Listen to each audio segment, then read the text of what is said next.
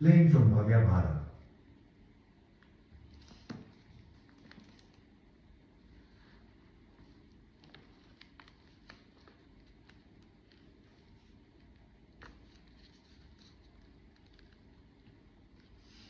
श्री कृष्णचंद्र के वाम पार्श्व से आविर्भूत यह कन्या, यह सुंदरी ही श्री राधा है। राधा नाम इसलिए हुआ कि रास मंडल में प्रकट हुई तथा प्रकट होते ही पुष्प चयन कर श्री कृष्णचंद्र के चरणों में अर्घ्य समर्पित करने के लिए धावित हुई, दौड़ी। उसी समय इन्हीं श्री राधा के लोम कूपों से लक्ष कोटि गोप सुंदरियां प्रकट हुई। वास्तव में तो यह आविर्भाव की लीला प्रपंच की दृष्टि से हुई। अन्यथा प्रलय, सृजन, फिर संहार, फिर सृष्टि, इस प्रवाह से उस पार श्री राधा कांत की लीला, उनका नित्य कुंज विहार तो अनादिकाल से सपरिकर नित्य दो रूपों में प्रतिष्ठित रहकर चल रहा है एवं अनंत काल तक चलता रहेगा। प्रलय की छाया उसे छू नहीं सकती, सृजन का कंपन उसे उद्वेलित नहीं कर सकता। श्री राधा का यह आविर्भाव तो प्रपंचगत कतिपय बड़भागी ऋषियों की चित्त भूमि पर कल्प के आरंभ में उस लीला का उन्मेष किस क्रम से हुआ, इसका एक निदर्शन मात्र है। अब रासेश्वरी श्री राधा के भारतवर्ष में अवतरित होने की भूमिका कैसे बनी, उनके नित्य रास की, नित्य निकुंज लीला की एक झांकी का दर्शन करते हैं। अवतरण: नृगपुत्र राजा सुचंद्र का एवं पितरों की मानसी कन्या सुचंद्र पत्नी कलावती का पुनर्जन्म हुआ। सुचंद्र तो वृषभानु गोप के रूप में उत्पन्न हुए एवं कलावती कीर्तिदा गोपी के रूप में। यथा समय दोनों का विवाह होकर पुनर्मिलन हुआ। एक तो राजा सुचंद्र हरि के अंश से ही उत्पन्न हुए थे, उस पर उन्होंने पत्नी सहित दिव्य 12 वर्षों तक तप करके ब्रह्मा को संतुष्ट किया था। इसीलिए कमल योनि ने ही यह वर दिया था। द्वापर के अंत में स्वयं श्री राधा तुम दोनों की पुत्री बनेंगी। उस वर की सिद्धि के लिए ही सुचंद्र वृषभानु गोप बने हैं। इन्हीं वृषभानु में इनके जन्म के समय सूर्य का भी आवेश हो गया, क्योंकि सूर्य ने तपस्या कर श्री कृष्णचंद्र से एक कन्या रत्न की याचना की थी तथा श्री कृष्णचंद्र ने संतुष्ट होकर तथास्तु कहा था। इसके अतिरिक्त नित्य लीला के वृषभानु एवं कीर्तिदा, ये दोनों भी इन्हीं वृषभानु गोप एवं कीर्तिदा में समाविष्ट हो गए, क्योंकि स्वयं गोलोक विहारिणी राधा का अवतरण होने जा रहा है। अस्तु इस प्रकार योग माया ने द्वापर के अंत में रासेश्वरी के लिए उपयुक्त क्षेत्र की रचना कर दी। धीरे धीरे वह निर्दिष्ट समय भी आ पहुंचा। वृषभानु के ब्रज की गोप सुंदरियों ने एक दिन अकस्मात देखा कीर्तिदा रानी के अंग पीले हो गए हैं, गर्भ के अन्य लक्षण भी स्पष्ट परिलक्षित हो रहे हैं। फिर तो उनके हर्ष का पार नहीं। कानों कान यह समाचार वृषभानु ब्रज में सुख स्रोत बनकर फैलने लगा। सभी उत्कंठा पूर्वक प्रतीक्षा करने लगे। वह मुहूर्त आया। भाद्रपद की शुक्ला अष्टमी है, चंद्रवासर है, मध्याह्न है। कीर्तिदा रानी रत्न पर्यंक पर विराजित है। एक घड़ी पूर्व से प्रसव का आभास सब मिलने लगा है। वृद्धा गोपिकाएं उन्हें घेरे बैठी हैं। इस समय आकाश मेघाच्छन्न हो रहा है। सहसा प्रसूति गृह में एक ज्योति फैल जाती है, इतनी तीव्र ज्योति कि सबके नेत्र निमीलित हो गए। इसी समय कीर्तिदा रानी ने प्रसव किया।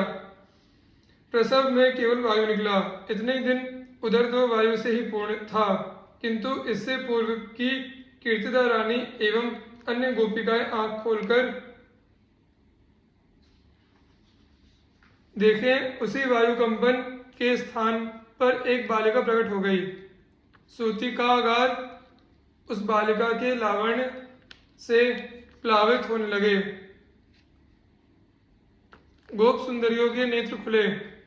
उन्होंने देखा शत सहस्र शरद चंद्रों की कांति लिए एक बालिका कीर्तिदा के सामने लेटी है। कीर्तिदा रानी ने प्रसव किया है। कीर्तिदा रानी को यह प्रतीत हुआ, मेरे द्वारा सद्यः प्रसूत इस कन्या के अंगों में मानो किसी दिव्याति दिव्य शतमूली प्रसून की आभा भरी हो, अथवा रक्त वर्ण की तड़िल लहरी ही बालिका रूप में परिणत हो गई हो। आनंद विवशा कीर्तिदा रानी कुछ बोलना चाहती है पर बोल नहीं पाती। मन ही मन 2 लक्ष्य गोदानों का संकल्प करती है। संयोग की बात, आज ही कुछ देर पहले से करभाजन, श्रृंगी, गर्ग एवं दुर्वासा चारों वहां आए हुए हैं। गोपों की प्रार्थना पर वृषभानु को आनंद में निमग्न करते हुए वे श्री राधा के ग्रह नक्षत्र का निर्णय कर रहे हैं। करभाजन, श्रृंगी, जु, गर्ग, मुनि, लगन, नचत बल सोधरी, भय अचरज ग्रह देखी परस्पर, कहत सबन प्रतिबोधरी, सुधि भादो शुभ मास, अष्टमी अनुराधा के सोधरी, प्रीति जोग बल बालव करने, लगन धनुष पर बोधरी। बालिका का नाम रखा गया राधा। राधिका नाम वृषभानु एवं कीर्तिदा दोनों ने मिलकर रखा। लोहित वर्ण, विद्युत लहरी सी अंग प्रभा होने के कारण राधा राधिका नाम जगत में विख्यात हुआ। इस प्रकार अयोनि संभवा श्री राधा भूतल पर श्री वृषभानु एवं कीर्तिदा रानी की पुत्री के रूप में प्रकट हुई। देवर्षि को दर्शन। वीणा